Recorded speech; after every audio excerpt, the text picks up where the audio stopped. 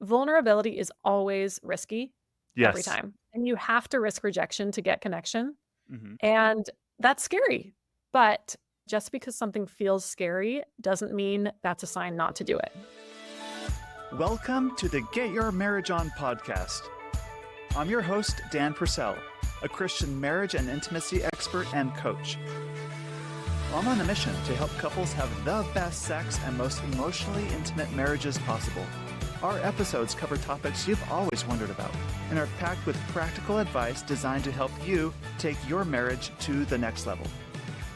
My hope for you after listening to today's episode is you'll laugh a little, be inspired, and gain some practical tools that you can use to improve communication about intimate things in your marriage. My guest today is Alyson Bullock. We've been friends for a couple of years. She's a marriage and family therapist and has a popular Instagram account, Relationships with Allie. I recommend you follow her if you don't already. Today, Alyson and I are going to chat about questions that I've received from many of you listeners. We'll cover topics such as how to talk to your spouse about wanting more variety and spice in the bedroom. We'll also talk about the flip side, how to talk to your spouse if what they want to do with you in the bedroom is a bit too much outside your comfort zone, how to discuss mismatched sexual desire, and how to address resentments in your marriage, especially when things feel lopsided when it comes to sharing household chores and the mental load of running a home. So you're in for a real treat. We're going to talk about some really fun, practical things today. Sextember is also right around the corner. Be sure to download the Intimately Us app and join along. Sextember is so much more than increasing sexual frequency for a month. It's about identifying one or two obstacles that typically get in the way of a deeper, more meaningful connection between you and your spouse. Couples that participate in Sextember in the past have written to me saying that they feel closer, that they're better at listening to each other, that they feel more cherished, and they're having a lot more fun together. In addition to Sextember, enrollment is open for my signature program, the Get Your Marriage On program. This is for couples and individuals that want a more solid relationship. And this is how you can work with me one-on-one privately and let me coach you through applying the principles that we talk about on this podcast into your marriage. Over 100 couples have been in this program, and it's been a life changer for them. Couples who participate find practical tools that transform their marriages. And all these details are at getyourmarriageon.com. You can click on programs or click on the results link. Now, let's begin this conversation with Alyson. Alyson, welcome to the Get Your Marriage On podcast. How are you today? Hey, thanks so much. Thanks for having me. I'm doing well. I just swam outside for a few hours. It's a beautiful day, so I'm happy to be here. Very good. Now, you've been married for how long? 9 years. We just hit 9 years, Great. and it's been great. Yeah, we met at BYU. I was a freshman. Sean, my husband, is 4 years older, and he got a lot of flack for picking me up at the dorms for our first date. That's funny. And like 18 months or 20 months later, you're married from that point, it seems like. Yes, yes. I went on a mission to Milan, Italy, where Sean had actually also served prior, and we had that connection. And then, 2 months after I was home in typical LDS fashion, I was engaged, and we were married 4 months after that. Very good. Today, I want to talk to you because you're a trained therapist. You're also really into relationships. I love your Instagram. You're really good at challenging people to think through how they respond in Yep. various circumstances. So I've got a few scenarios I've put together, and they all kind of follow this theme of how to communicate about sex in marriage, and as well as sharing the mental load in the home to create a better relationship. Should we dive into these? Let's dive in. I'm excited. Great. Okay, here's the first scenario. This is what this person said. We've been married for 12 years and have 3 kids. Our sex life has its ups and downs, seasons where it's dry as a desert, but other seasons where it's lush like a rainforest. Lately, though, it's been more on the dry spell side, but not for lack of frequency. We still have sex, but it's become quite routine. My wife uses a vibrator, which is fine, but it's as if we have sex where she uses the vibrator to have her orgasm, and then it's my turn to have my orgasm, and then we clean up and go to sleep. I want more passion, but I think my wife likes it the way it is and doesn't want to change the routine. I'm afraid if I suggest doing sex in any other way, we'll go back into a drier spell. What advice do you have for me? Wow. So a few things stick out to me. And the first is that he says, well, does he say he? I don't know. I'm It's a I'm he. assuming. Uh-huh. Oh, Yep. it's he. Okay. Uh-huh. He says, "I'm afraid if I suggest." And "I'm afraid" stuck out because vulnerability is always risky every Yes. time. And you have to risk rejection to get connection. Mm-hmm. And that's scary. It makes sense to be afraid of that. So, of course, you weigh the pros and cons. But what I want this person to remember is that just because something feels scary doesn't mean that's a sign not to do it. And Right. so I think having the conversation is necessary. I would start with what's going well. So I'm so happy we both have an orgasm. I'm so happy that you're comfortable with the vibrator. And I'm happy to have you come first if you want. And then maybe pose some questions. So, what if I tried using the vibrator on you or on me, right? Right. Or what if we switched up the order? What if we tried the vibrator during penetration? So, using things that are already working and just posing some questions about how could we adjust these to make something a little more interesting. In relationships, we often prioritize our own comfort a lot. Mm, Like in this case, I'm afraid to rock the boat or mhm, whatever it is. mhm. We have that strong tendency. And I like what you said. We got to risk rejection to get connection. It has a nice ring to it. Yeah, But yeah. that risk is scary. Why do we tend to prioritize our own comfort over taking risks? I think it does depend on the person. Some people are naturally more risk averse than others, Hmm. but generally, don't we all want to self protect? I Yeah. think that's just a human part of us, especially when you think about inner child work. We just want to be safe. We don't want anyone to be mad at us. We don't want anyone to dislike us. And I think that's just a really natural, common human experience. Right. Right. Yeah. Any other thoughts? Maybe from the wife's perspective here. Yeah. Well, I was thinking about if he were to introduce this topic, kind of got past his fear and said, I want to try some new things and risk a possible dry spell, I would say set aside a night for this.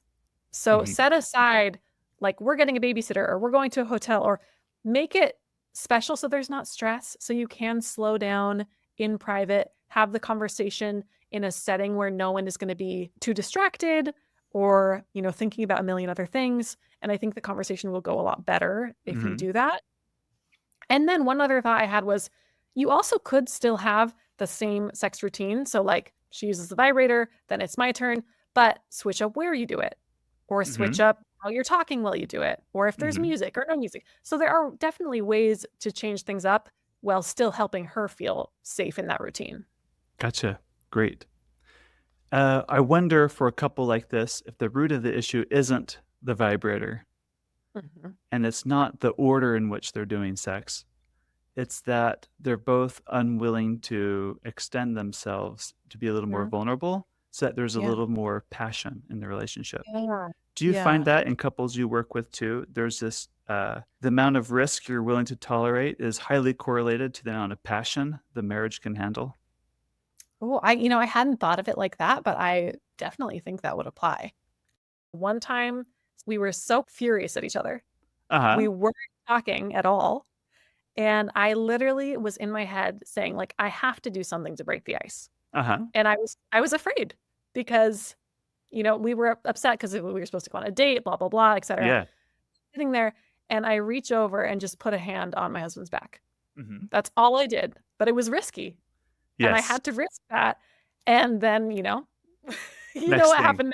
Uh huh. Right. Right. Uh huh. Definitely, it was about taking a risk, and that's kind of where the passion and the freedom and all that came from. Great. All right. Love it. Take a risk. If things are Yeah. routine, it's because you're afraid to take a risk. Take Mm. a risk. All right. Next scenario. Ready?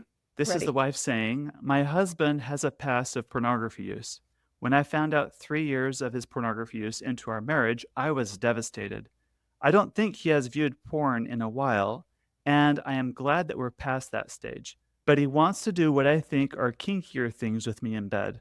I'm kind of a plain Jane vanilla type person, and I'm afraid that his ideas come from porn, and that's what's driving it.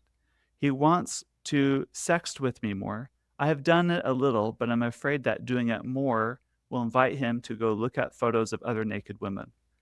Of course, we have a hard time discussing these things face to face. Can you help me? I really feel for this person.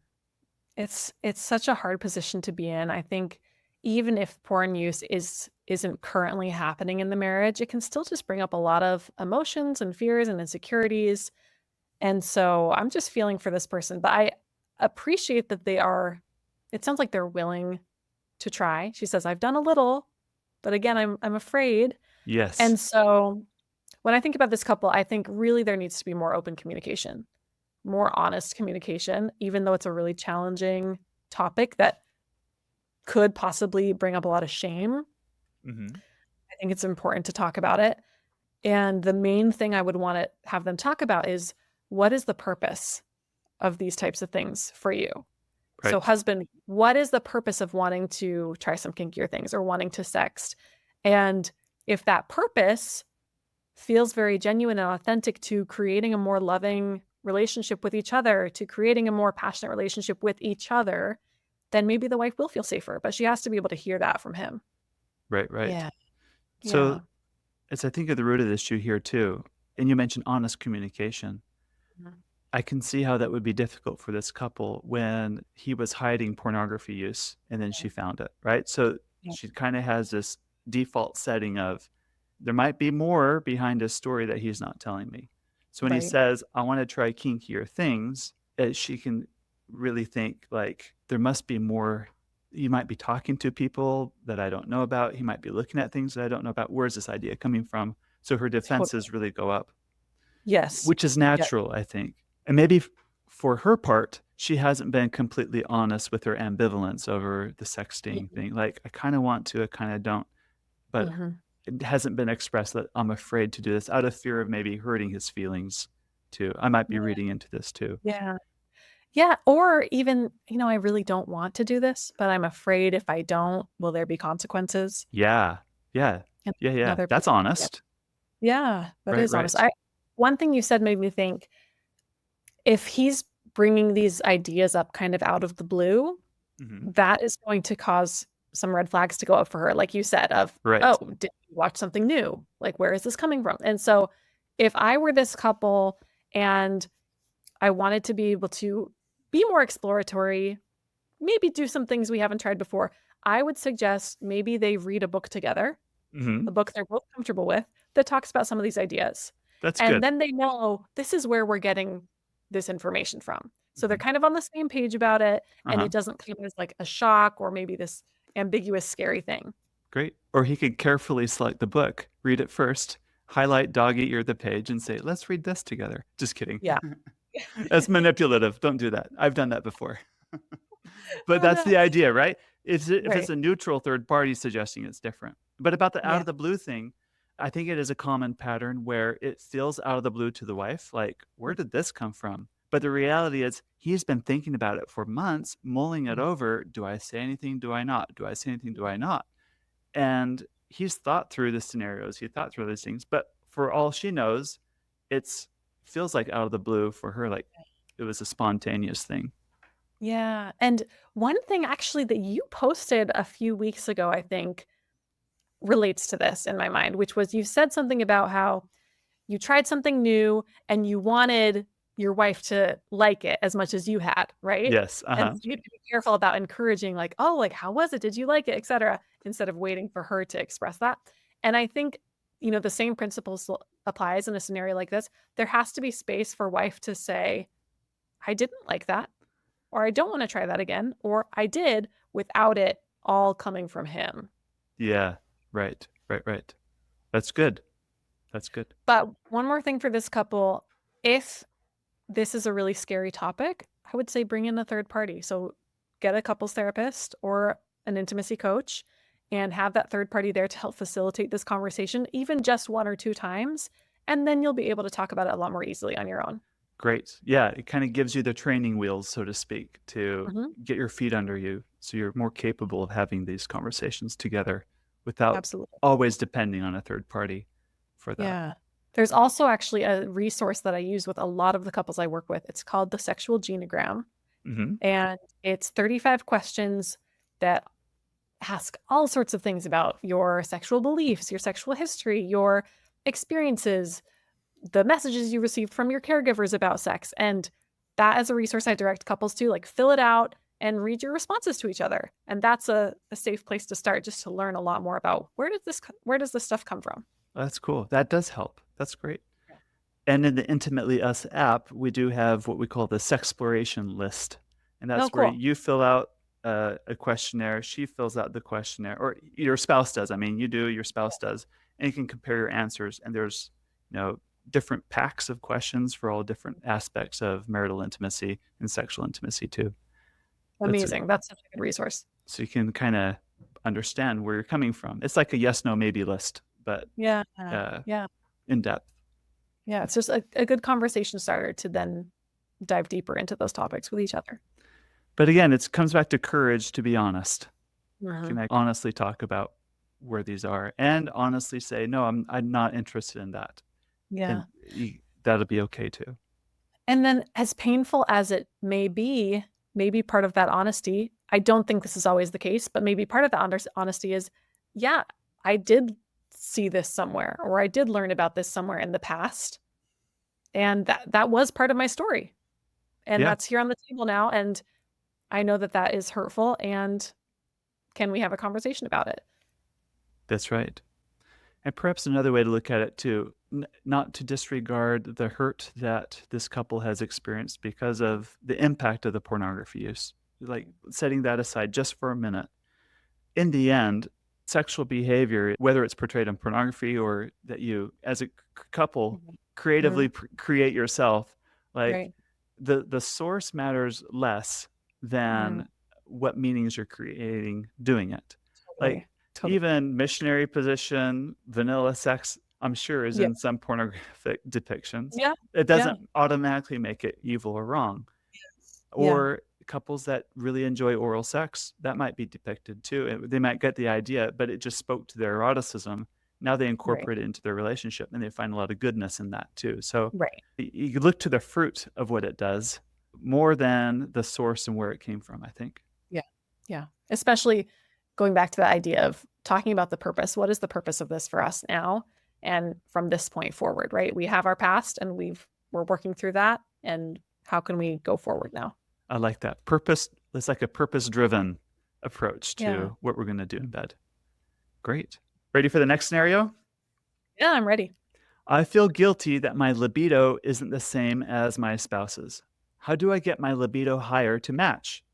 I don't think about sex as often because my mind is preoccupied with what our kids need, my projects at work, drama with extended family, and frankly, I'm still tired and haven't caught up on sleep since my kids were sick last. I just don't have the energy like my spouse does. Mm. Yeah, this is pretty common. This rings true for a lot of people, I think. Yeah, I think so too. Is this female It's sharing? written generic, so I think we can assume female, but I've worked with couples where it's the male with lower sex drive. So Yeah. I want to put that Oh, caveat there that if you're yeah. in a marriage where you're the wife with a higher sex drive, there's nothing wrong with you. It's not like you're a freak. That's not the case. Yeah.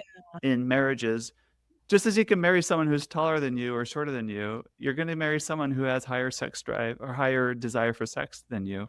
And Totally. over your lifetime, it can flip flop too. So, who is higher desire or lower desire, I think matters less for a question like this. But let's assume it's the female with the lower sexual desire Yeah. for the intents of this question. Well, and the reason I ask that is because you have talked about, and I've learned from other people in this field as well, about the desire to arousal framework. Yes. And so, how often for men, desire comes first, Yes. arousal second. Often for women, arousal comes first, desire second. Yes. And so, it's tricky in this like low libido situation if you think, I'm just not into it. For a lot of women, sometimes it really is helpful to get into it and then you want it. And Right. then that's when your desire kicks in. Then that's when you feel like, oh, this is Uh-huh. nice. And so that's why I think scheduling sex can be really helpful for someone in this situation. So of all my things to do, this is one of them. And Uh-huh. once I start, then I'll start to enjoy it. Then I'll start to feel that desire kick in. Right. That can be one way to go about it. But I think she did say, or the person says, I think male or female, this applies, that they want to get their libido higher. Mm-hmm. And I would also look at medical stuff going on. So I would look at Right. any medications that they're taking, any other medical challenges or issues that are happening first to make sure that that's not what's impacting it. So I would make sure that all those bases are covered because a lot of medications impact libido, a lot of other things, autoimmune diseases, et cetera, impact libido. So I would get that checked out before trying a bunch of other stuff. Right. And there can also be like men create more testosterone, and testosterone does help towards higher sexual desire. So she's probably married to someone that just has more desire abundant because his body creates more of a climate where he can move towards that a lot easier. Right. Right. And so comparing yourself to your husband, like, shouldn't my libido be as high as his?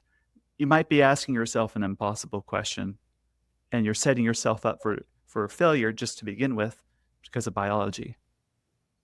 Totally. That word guilty at the beginning caught my eye Mhm. because you absolutely should not feel guilty about your libido, right? We don't want Right. anyone to feel guilty about this. We want varying libidos to be normalized and for you to feel like this is fine if this is where I'm at. One other thing coming to mind is that emotional connection can really increase libido. And so I would have this couple look at with all the stuff going on, are they connecting emotionally? And if they're not, then it's going to be pretty hard, usually for the woman, to feel like she wants sex. Yes. And so that's an important place to start as well. Yep. And it's hard to connect emotionally when you're just running ragged all the time, too. Yeah. So Yeah. you got to look at all of this. Definitely. You also mentioned how this can flip flop over your lifetime. Hmm. And so having patience with each other. And I like to use this phrase with my clients. I say, I feel this way for now, not forever. I like that. I like that. Yeah. Okay to feel this way for now. Good. Hopefully that's helpful for anyone in a similar situation. I just do want to say one more thing to like thinking that your libido has to match your spouse or there's something broken about you, I think is a counterproductive thought because you're Yeah, I agree. placing an undue demand on yourself. And I think that pressure is going to be counterproductive and is going to work against you trying to have a higher libido. Right. Right. It's like last week, I tried to go to sleep early and I wasn't tired. But the more I thought about wanting to go to sleep, the harder I tried to sleep, the more awake I became. I think sometimes we Right. try to force our libido, like, come on, increase more. And I think it works against us Totally. in that same way. Yeah. Yeah, if you fixate on something too much, it's gonna be hard to get there. Yeah. All right, here's our last scenario for the day. She says, I got the courage to ask my husband the other day what's hard about being married to me. So she's asking him, honey, what's hard about you being married to me? He Right. said that I'm too strict and don't let the kids play enough. This brought up a lot of resentment. My husband is a happy-go-lucky guy and is playful with the kids. I feel like I'm the one left to discipline, to teach the kids to do their chores first before they can play. But my husband wants them to be able to play and worry about their chores later. I resent that I'm the one that has to do all the work and he gets to do all the play and then tells me I need to play more. When I first read this scenario, I thought, "This would drive me crazy." If my husband said that to me, I would be so upset. So Right. I get where she's coming from because a lot of times in this type of relationship, the bad cop, right, feels that they have been forced into that role, Yeah. and that really sucks. It Uh-huh. really sucks. And then to It's be it's told hard. you're the bad cop, stop being the bad cop, and you can't have two nice Yeah, cops. yeah, exactly. Uh-huh. I mean, there's this phrase you hear all the time, which is, "If I don't do it, it won't get done." Yes, all the time. Mhm. And that is a heavy weight for the person in the relationship who's carrying the mental load, and who's carrying the discipline load, and who's carrying all of those things that kind of keep the household running. It's Yes. really, really hard to stop and then watch chaos happen. Mhm. Mhm. And so a few things they can start with, I think. First, open dialogue. So in this case, a book I would recommend to this couple is called Fair Play. Uh-huh. I've read And that have you book. read that? Yes. Uh-huh. Okay. Yeah. Okay, I think, I don't agree with everything in the book, and I think it can come off as a little bit sexist Feminist, in very, ways. very strong feminist. It can come across that Right. way. Uh-huh. It can come across that way, but I tell my all my male clients, "You're gonna feel defensive. when you read this book, Uh-huh. but I want you to work through that and read it anyway, because I think the insights are so valuable in helping you understand where your wife is coming from. Right. It Right, talks right. about so many of these mental load challenges and the kind of unfair position that many women are put in. So, anyway, open dialogue. Maybe they read that book together. Maybe they go to therapy and talk about these issues. Can I But talk a one little other about fair play thing, just a little more? Like what I got yes, from that please. book? I got a Yes. lot of ahas out of that. And the first one is, yeah, I get men and women are equal. Yeah, yeah, whatever. But my behavior didn't match it when it came to use of time. And this book really helped me Yeah. see that. I would count my time, like my dollars per hour, so to speak, as more valuable Right. as my Right. wife's dollars per hour. Kind of like as a Right. business owner, you have employees that earn less for those are the ones doing more of the menial errands compared to Yep. your higher paid people who are going to do more thought work, right? I treated Yeah. my wife as the employee with that's does the menial work in our relationship. Totally. And it wasn't fair because I was spending my it was the way I just thought an hour of my time is more valuable than hers. It wasn't equal. And so that book really woke me up to that fact. And I'd like to say I've mended my ways and much better at sharing the load in those aspects. So that's helped us. Yes, my favorite chapter from that book is the toxic time myths chapter, where they go through all of those time related things. I think it's so helpful. Right, So helpful. right. For this person, a few reflection questions to ask herself might be, where did my, quote, strictness come from? Mm-hmm. Or where does my desire for control come from? Mm-hmm. And I don't ask those questions to have her feel like she's the problem or blame her, but Uh-huh. I do think it's helpful for people to self-reflect and understand, maybe this is because this is what I saw my mom do in our relationship, Uh-huh. or maybe this is what I feel like is expected of me. Mm-hmm. And to be able to understand that and view that and then let some of those expectations go Right. might help her find more areas to play in the relationship or in the family. There can also be an overfunction, underfunction dynamic in this marriage Mhm. where the overfunction means you do more than your share and underfunction you do less than your share. But we do it on purpose to deal with anxiety. Like she's Mm, uncomfortable with the idea of leaving some things to him.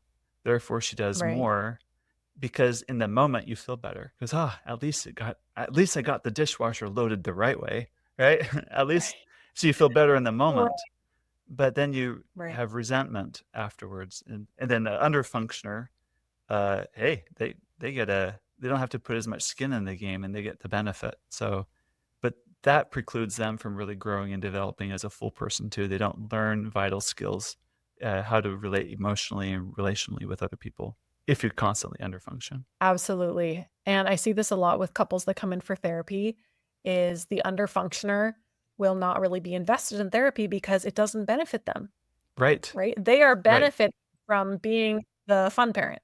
Yes. Yes. And to Yep. change that is going to be really hard. So of course, why would they want to come or invest in that? Right. Right. Right. I had a business partner once, and I was the over-functioning business partner, and he was the under-functioning business partner. And we couldn't have honest conversations about it. That was my first mistake. And I would just overfunction and keep overfunctioning, thinking if I kept doing this, he will appreciate me and then finally step up and do his part. But I perpetuated the problem until it became such a severe problem the partnership couldn't hold together and the business partnership dissolved. Right. And looking back, it would have been very different had I could be more honest about the underfunctioning or address my own overfunctioning. Absolutely. I think your word honesty reminds me of how important it will be for this couple to talk about the resentment honestly. She says it's brought up a lot of resentment, and resentment is poison to a relationship. Mm-hmm. And so being able to have some honest conversations where she can express what this has done to her emotionally, what this means for her, how she's viewing herself now, and all the self doubt of, wow, are my children going to think I'm boring or strict? And there's so much there, but he really is going to have to learn how to listen Mm-hmm. and understand his role. And I think, at least from what I have seen with the couples that I've worked with, it can bring up a lot of defensiveness for many men when their wife expresses this resentment. And so it's helpful, again, a plug for therapy or coaching, whatever, helpful to do it with a third person present to be able to identify the defensiveness, help them both re-regulate, and then talk about the deeper issues in a safe environment. That's great. Anything else you want to talk about when it comes to regulating and talking in a safe environment? Regulating. I wish more couples took breaks, right? A Uh-huh. lot of people try and start these deep conversations and think that they have to finish the conversation right then. Mm-hmm. But if you're escalated, you're not hearing what your partner's saying. Right. So take a break, but you always have to tell them when you're coming back. That's the number one rule of the break is I will be back in 20 minutes, or let's talk about this tomorrow morning at 10 a.m. Because if you don't, then one person is going to feel abandoned and be like, okay, we're never talking about it again. Right. And you just spiral more and more and more. Right. So I think taking breaks can really help with regulation. What else helps with regulation? You mentioned taking a break, maybe sleeping if you're doing it the next day. What else Have you helps? have you ever done co-regulation exercises? No, what's that? Okay, so this is the theory that our bodies and our nervous systems can be really in sync with someone that we're in a room with. Mm-hmm. Think mother and baby, Yeah, right? yeah. Mom Uh-huh. and child. They're breathing together, they're so in sync. You can do the same thing with your partner. And so what this looks like during a session is I will tell a couple to turn and face each other and hold hands and look at each other and just breathe and try and match their breath. Uh-huh. Or I'll have them sit back to back, same thing. And just based on the touch of their back, I'll have them breathe and try and be in sync with each other. Mm-hmm. Exercises like that are really unnatural at first in the middle of a fight. Yeah, yes, absolutely. they, Uh-huh. they help regulate you so well because every single time, there has not been a time I've done that with a couple where they haven't said, oh, I feel better now. I feel more calm. I feel like I can talk about this in a Yeah, healthier way. right. And I think the key to all that is you have different parts of your brain, right? You have the very highly reactive emotional center of your brain, but that's different than the thinking part of your brain. So in a fight, Right. when you're emotionally stimulated, you're not processing, you're not thinking with the more advanced, you know, prefrontal cortex part of your brain. Totally. And guess which part of your brain is involved in creating and forming relationships and solving problems in that relationship? It's the front part of your brain, right? That prefrontal cortex. But Oh, if yeah. you can't reach it because you're too activated, you do need to learn how to, like, what, as I like to say, calm the heck down to reach. Yeah. That's good Totally. co-regulation exercise. Any other exercises you like to give couples? Those are the ones that come off the top of my head. How about you? What do you do? I like to go for a walk or a run when I'm Yeah. activated because Yeah. movement to me just helps me calm down. Another thing that helps me in the Yes. moment, if I can't do that, is I just call it a five senses scan. It's like, what do I see, smell, touch, Mhm. taste right now? And that kind of grounds me a bit. So I think that helps. But I think it's a practice. It's I something love you get better at. You got to put in the reps, right? You got to get better and better at this ability to totally. calm the heck down Yeah. so that you can think. Yeah. Yeah. I'm gonna use that phrase from now on. Love that. Great. Good. Allie, anything else you want to share?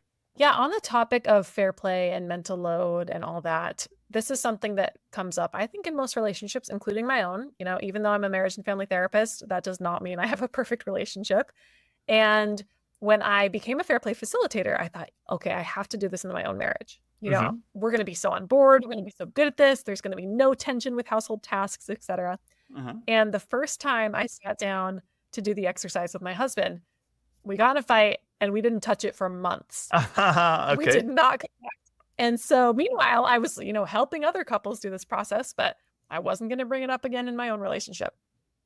Finally, we decided once a month on a Friday night, we're going to do a fair play date Uh-huh. where we're just going to choose two of the cards, which once you read the book, you'll know kind of what I'm talking about. But two of the cards means two household tasks. Uh-huh. And we would go through and decide who's going to do what, what's it going to look like, what do we agree on, what's the minimum standard of care, which is basically to what level of perfection do you need to do this task for it to count Uh-huh. or be a success. Uh-huh. And so when we came back to it, And we decided on 4 tasks: dishes, laundry, cleanup, and cooking. Uh-huh. Okay, dishes, laundry, cleanup, and cooking. And I will tell you, after about 2 weeks, my husband said, "This was life-changing. Like, I love this system."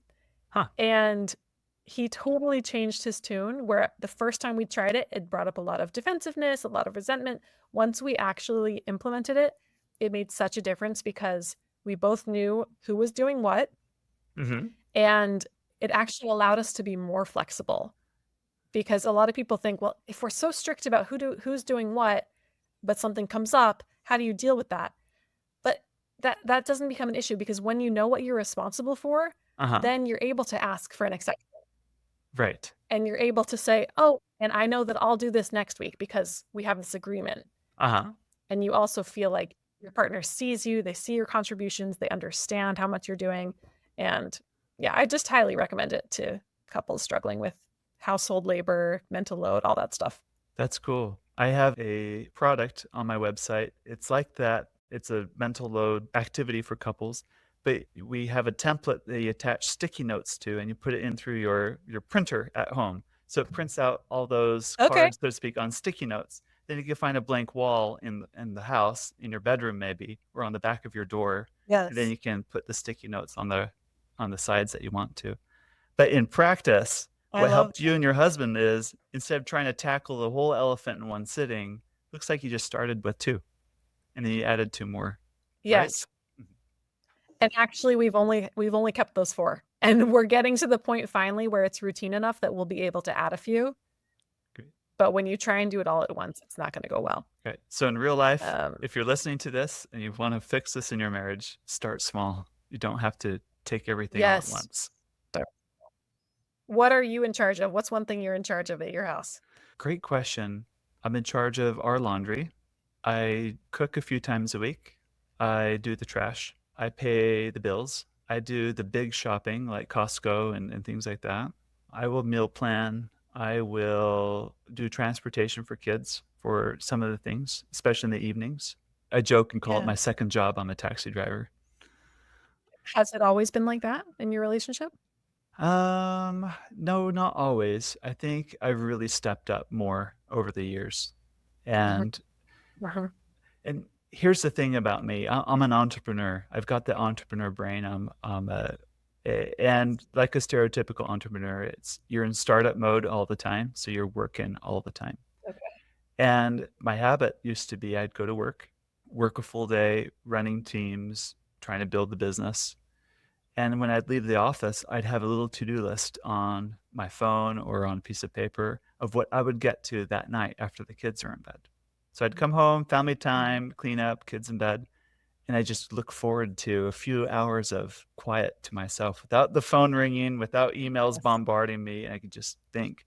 And I would Yeah. be most productive, as most 2 hours of productive time in my entire day after the kids are in bed without Right. being in an office environment. It's when I wrote my proposals or had to do my deepest thinking. And I cherished and craved that 2 hour evening time. But I was working all the time. But this was the pattern. This is a Mm. standard operating procedure in my marriage for 12 years. This is just the way we did things. Okay. And then we discovered sex. I say that half joking. Then we discovered like Yep. that's when we really had our ahas, our epiphanies as a couple. That wait a minute, um, Yes. Yeah. there's and we really looked at each other, and in the middle of all those really deep vulnerable conversations we're having, trying to discover our sex life and what it is, which is the Mhm. genesis for Get Your Marriage On. Yeah. Out of that also came all of these things, talking about be more honest, right? Like hidden resentments that I had no idea about. Yeah. Was my time, that 2 hours in my home office doing that work away from my wife. Yeah. And Wow. she would usually just read a book in bed, which meant was her recipe for falling asleep. And I'd come into bed later and then we'd go to bed. I'd sleep with her, of course, but Yep. it was kids are in bed, poof, I'm off on a different planet. So fixing that at first was really scary for me because that was Mm. my most cherished time for me to do work. And now I'm being asked to give it up to be with my wife. On the surface, look like a it was a sacrifice, but I wanted a better marriage. So giving that up at first was really scary. And I had to break habits. I had to break the habit of making the to-do list before I leave the office every day. But Mhm. as I pushed myself towards and I committed to no longer work at night at home and instead be more present with my wife and try to have a better relationship with her, Mhm. I saw the benefits. It took a month, but the benefits were really clear. Okay. But it had a side benefit that I didn't recognize at the time is constraints are actually good for people. Constraints force us to Mm. think, to decide, and make decisions that we wouldn't see other ways. So now that I took my typical 12-hour workday and shrunk it to 10 hours or whatever it was, I had to get Yeah. just the same amount of work done in less amount of time. Well, that forced me to be more Ah, productive yeah. when I was at work so that I got more Okay. done when I Right. was at work. So when I was home, I could actually really be home and be fully present at home. So that was my experience I through all love this. that. And I think the takeaway from that for me too is that when you prioritize sex and intimacy, like all the other things will come up. Yes, it You have does. because that's the most vulnerable you can be, and so Right, I think right. with the work you're doing is amazing. You're probably helping couples in so many more areas than just the bedroom. And it's funny. I'm glad you said that.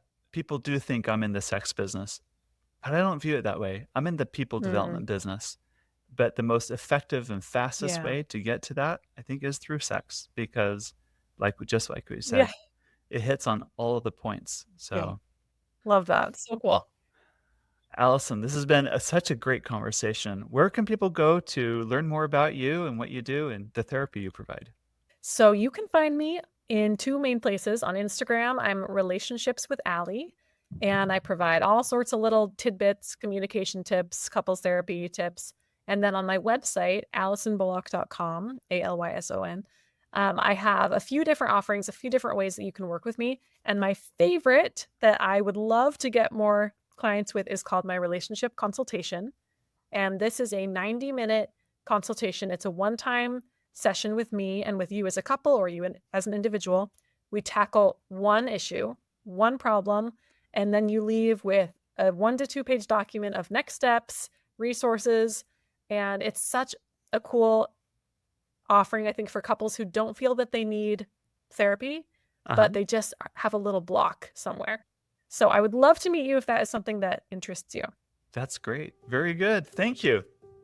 Thank you for listening today. We have a tradition on this podcast where I read a recent review.